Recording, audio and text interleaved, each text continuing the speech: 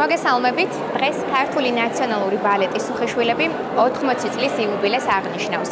იუბილესადმი მიძღვნილი გამოფენა ტრიუმფის 80 წელი ზურაბ წერეთლის თანამედროვე ხელოვნების მუზეუმში 2 თვის განმავლობაში გაგრძელდება.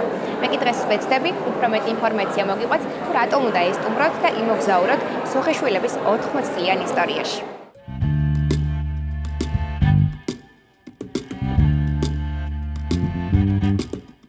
წარსული გვაძლევს мотивაციას, რომ შევქმნათ ახალი. ჩვენი ოჯახის სამივე თაობამ ფაქტიურად თავის ცხოვრება შესწირა ამ საქმეს და მნიშვნელოვანი ალბათ ის არის, რომ ჩვენი ანსამბლი მის გარდა რომ არის ეგრეთ წოდებული საგანძური ჩვენი ქვეყნის ჩვენი ანსამბლის მეშვეობით გაიცნო მსოფლიომ საქართველოს.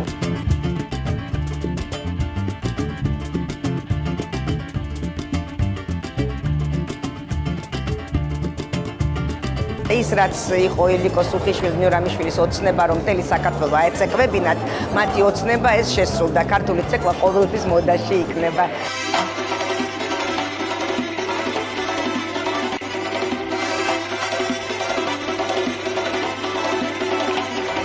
ის რაც ჩვენ ახლა გამოგვაქვს ჩვენი ეპოქის 90 წლის განმავლობაში შექმნილი ნებისმიერი ეპიზოდია, რომელზეც ჩვენ ძალიან ვამაყობთ.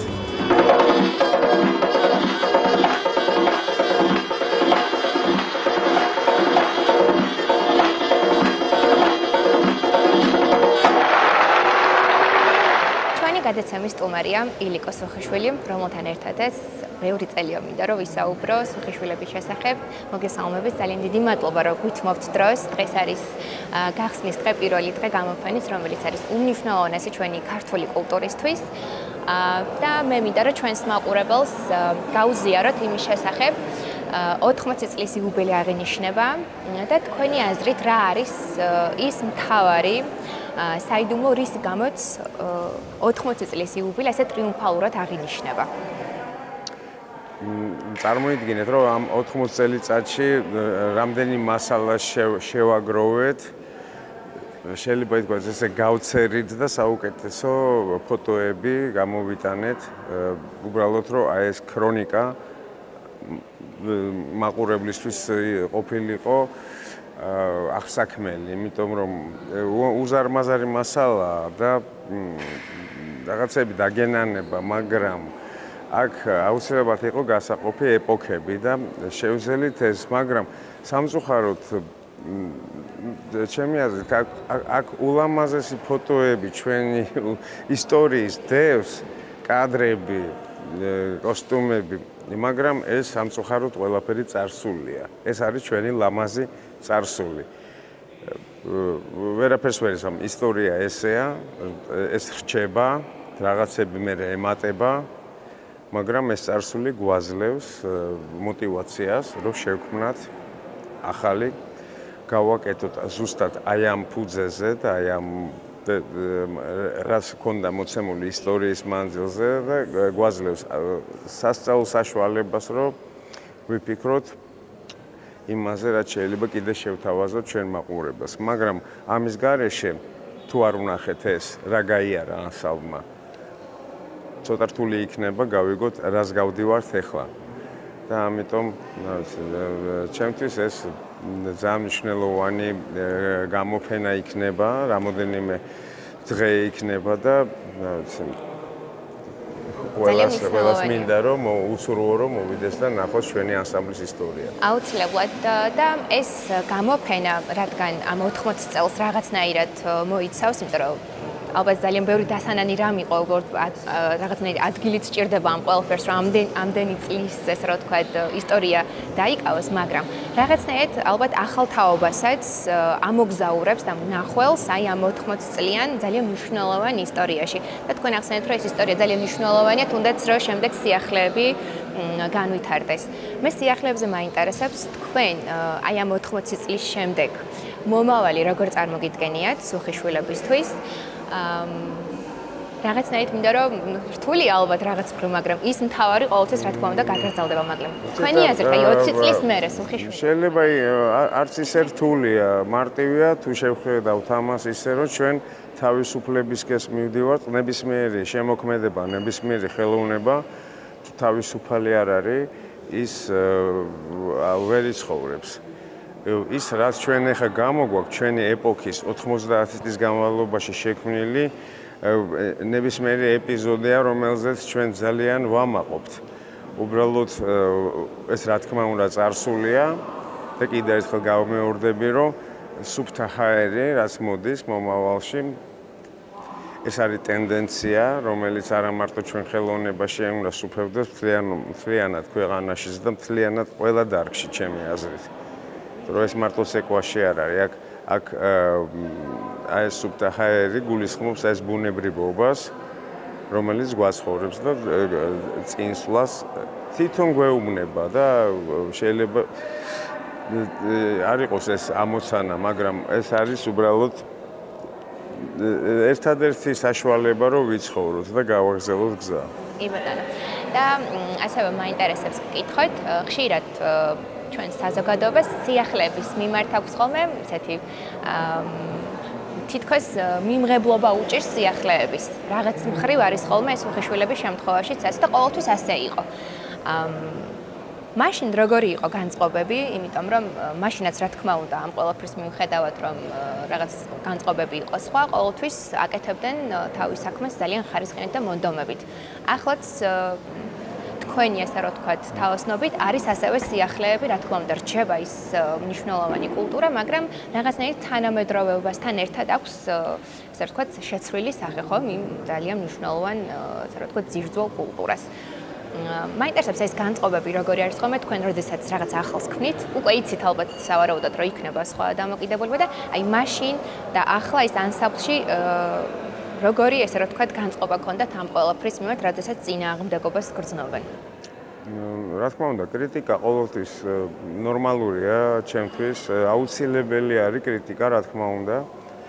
ეს კრიტიკა ყოველთვის იყო, მით უმეტეს მაშინ, როდესაც ადამიანს მიაჩნია, რომ ეს იმდენად მისი კულტურაა, რომ აი არ უნდა რომ ვიღაცა სხვა შეეხოს ამას. სიახლეზე რაც გეტყვით, აუცილებელია ყველაფერში სიახლე, ხა მე ახალს არაფერს არ ვიტყვი.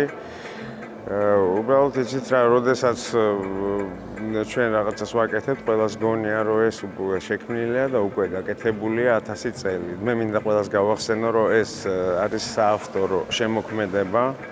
ჩვენ უბრალოდ ვმუშაობთ ფოლკლორის ჟანრში. ეს იგივეა, რომ რაღაცა რეჟისორმა არ მინდა რომ მაგალითები მოვიყვანო და ესა, მაგრამ რასაც ტენდენციები მოითხოვს დღევანდელ დღეს, რასაც მოითხოვს, ხო, აუცილებლად უნდა განავითარო იმ ჟანრში, რომელშიც მუშაობ და მან არანაირი ჩარჩო არ არსებობს. არანაირი. და რა თქმა უნდა, და სიახლეების გარშემო საერთოდ ვერაფერი ვერ განვითარდება. ცვლილებებია საჭირო და ცვლილებები უკვე განაპირობებს სიახლეს. დიახ, ნამდვილად ესეა და ამის დამსახურებაც არის თუნდაც რომ 80 წელი ესე ტრიუმფალურად გაულო ქართულმა ნაციონალურმა ბალეტმა. და მომავალ თაობებზეც მინდა გკითხოთ, რომლებიც ახალი თაობაა დასში მოცეკვავებს გულისხმობ.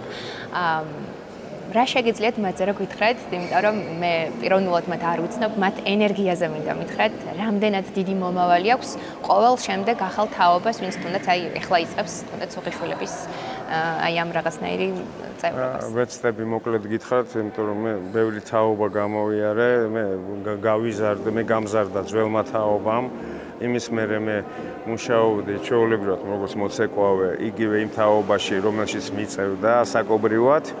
და მე უკვე დავინახე რომ მოდის ახალი თაობები, მე ძალიან მიხარია, იმიტომ რომ ახალი თაობა სხვა мотивაციით მოდის, მე გულისხმობ სხვას იმას, რომ დღევანდელ თაობას დიდათ არ აინტერესებს რაღაცა იქ გავიდეს საზღვარგარეთ იყიდოს ახალი რაღაცა ადრე იყო რაღაცის სხვა мотиваციები იმის გარდა რომ შეიძლება დღეს აინტერესებს როგორ განავითარონ თავისი ხელოვნება როგორ დაინახონ თავისი თავი ამ ცეკვაში მაწოდებენ იდეებს და ეს ჩემთვის ყველაზე კომფორტული მუშაობაა იმიტომ რომ ამ თაობასთან მე ვხედავ რომ არის განვითარება და იქნება აუცილებლად იმიტომ რომ უბრალოდ თვითონ გთავაზობენ ამას გესმით და ეს მნიშვნელოვანია, როდესაც შენ მიდიხარ და ანთებული თვალებით გთხოვენ, რომ რაღაცა აი უბრალოდ ახალი მიიტანო იქ. და ეს არის აი დღევანდელი გამოფენა არის, გასაგებია, კიდე გავმეორდები, რომ ეს არის ჩვენი ეპოქა, ეს ყველაფერი ეს არის ქრონიკა. ქრონიკა არის წარსული. მაგრამ მომავლის იმედი ნამდვილად მაგ და ეს ზუსტად იმის იმედი მაქვს, რომ ეს ახალი თაობა მოდის და ცეკვავს დღეს. კი ბატონო, ძალიან დიდი მადლობა მინდა გადაგიხადოთ თქვენი დათმობილი დროისათვის, იმისთვის, რასაც აკეთებთ, ჩვენთვის უმნიშვნელოვანესი არის და ძალიან ბევრი წარმატება მინდა გისურვოთ და საუკეთესო 100 წლის იუბილე, რა თქმა უნდა, შემდეგში. ძალიან დიდი მადლობა თქვენ. წარმატებები.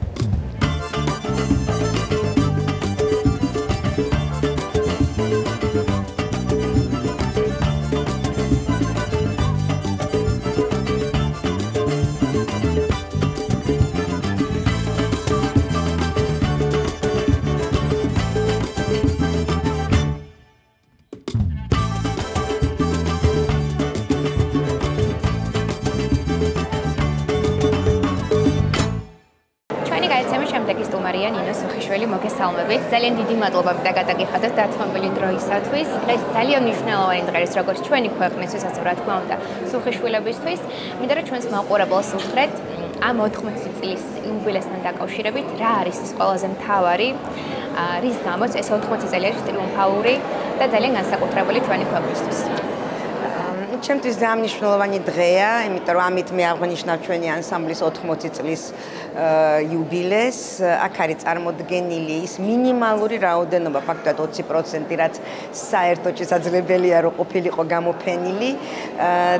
ფოტოგამოფენა სხვადასხვა პერიოდში ცნობილი ფოტოგრაფების მიერ, ვისაც ჩვენთან უმუშავია, არა მარტო ქართველი უცხოელი ფოტოგრაფების, არის რაღაც ნაწილი უძველესი აფიშების, რომელიც უკვე ისტორიაა ჩვენი.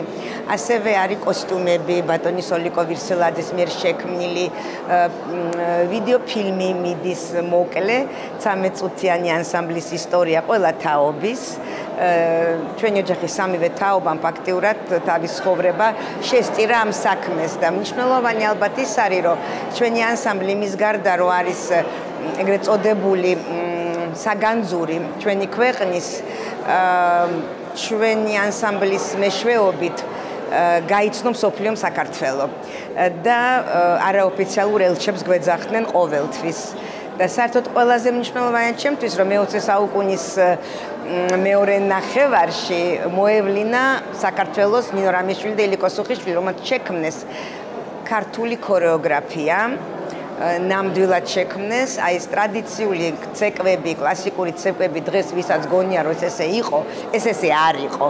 მათ შექმნეს ქართული ქორეოგრაფია და მერე მათი ნაკვალევით იქმნებოდა ანსამბლები, მათი ესე ვთქვათ ჩვენ სწორებაზე აგრძელებდნენ ყველა მუშაობას და ცეკვების დადგმას.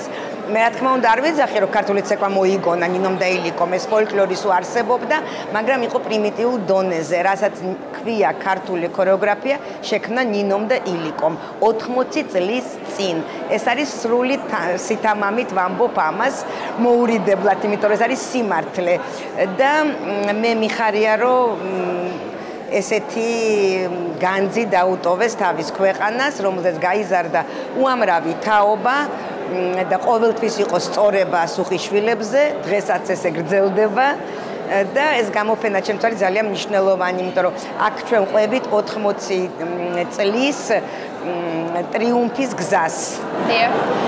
და თქვენთვის რა თქმა უნდა ძალიან საპასუხისმგებლო არის, როდესაც ასეთ ისტორიას აგრძელებთ და ახლა უკვე რაღაცნაირად თქვენ ხართ ის მომავალი, რომელიც ჩვენიც არის რაღაც მხრივ, იმიტომ რომ მართლაც ყველა ძალიან გვეამაყება, ყველას გვეხება, ამიტომაც ყველაფერი ძალიან გულთან ახლოს მიაქვს ხოლმე ჩვენ საზოგადოებას, როგორც სიახლეებს მე ილიკოსაც ვესაუბრე, ამ სიახლეებთან დაკავშირებით ხშირად აქვთ ხოლმე მათ რაღაცნაირი განსხვავებული დამოკიდებულება და მე მაინტერესებს თქვენ, აი როგორც ესე რა თქვა წარმომადგენელს აი ამ ოჯახის რა არის ის მთავარი რის შენარჩუნებასაც ყოველთვის ეცდებით?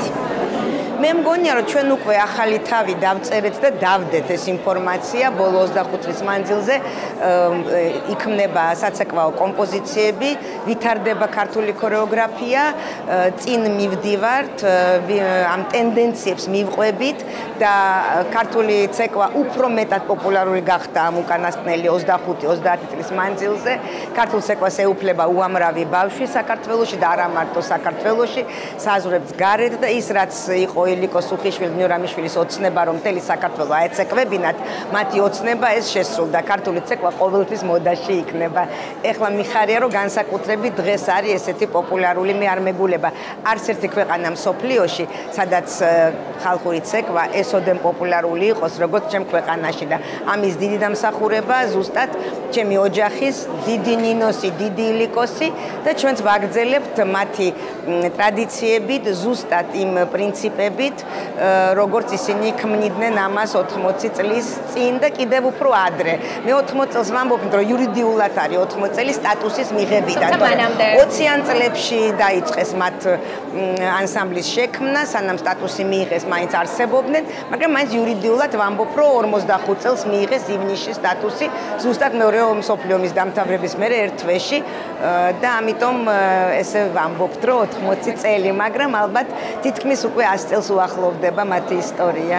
და ბოლოს მინდა ჩვენს მოყვარებელს უთხრეთ, გამოფენა 2 თვის განმავლობაში გაგრძელდება და რატომ უნდა ესტუმრონ და შეიგრძნონ ეს 80 წლიანი ისტორია? გამოფენა 2 თვის მანძილზე გაგრძელდება 2 ოქტომბრიდან დეკემბრის დასაწყისამდე და აქ მომსვლელი სტუმარი რაღაც მცირეც დაინახავს იმ ისტორიას, იმ შრომას, იმ თავგანწირვას, რაც ჩვენმა ანსამბლმა ყველა თაობამ ჩადო, რაც ჩემმა ოჯახის სამივე თაობამ ჩადო, აი ეს მცირედი ფოტო მასალა, აფიშები, კოსტუმები, ის რასაც აი დღესაც ვაგრძელებთ და მე მგონია რომ საკმაოდ საინტერესო გამოფენა გამოვიდა. ნამდვილად ასეა, ძალიან დიდი მადლობა თქვენ, რომ დაგვითმეთ დრო და ვისურვებთ, რომ ოფიციალური 100 წელიც ასევე ტრიუმფალური და საუკეთესო ყოფილიყოს. დიდი მადლობა.